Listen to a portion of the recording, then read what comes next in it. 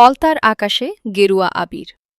ফলতা বিধানসভা কেন্দ্রে ১,০৮,৭৯৬ ভোটের বিশাল ব্যবধানে ঐতিহাসিক জয় পেলেন বিজেপির প্রার্থী দেবাংশু পাণ্ডা। অভিষেক বন্দ্যোপাধ্যায়ের ডায়মন্ড হারবার মডেলের গড়ে শুধু হারই নয়, জামানত জব্দ হল তৃণমূল কংগ্রেসের। ৪ নম্বরে শেষ করল টিএমসি। কমিশনের ওয়েবসাইট অনুযায়ী ২২ রাউন্ড গণনা শেষে চূড়ান্ত ফল ঘোষণা হতেই ফলতা জুড়ে শুরু হয়েছে বিজয় উৎসব। জায়গায় জায়গায় চলছে আবির খেলা, পুড়ছে আতশবাজি। এদিকে তার ঠিক উল্টো ছবি ধরা পড়ল তৃণমূল প্রার্থী জাহাঙ্গীর খানের বাড়িতে।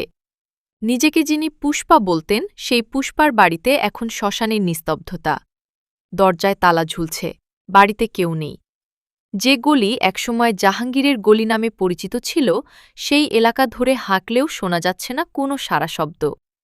চূড়ান্ত ফলাফল বলছে বিজেপি দেবাংশু পাণ্ডা ১,৪৯,৬৬৬ ভোট পেয়েছেন, সিপিআইএম ৪০,৬৪৫ ভোট পেয়েছেন, কংগ্রেস ১০,০৮৪ ভোট পেয়েছেন।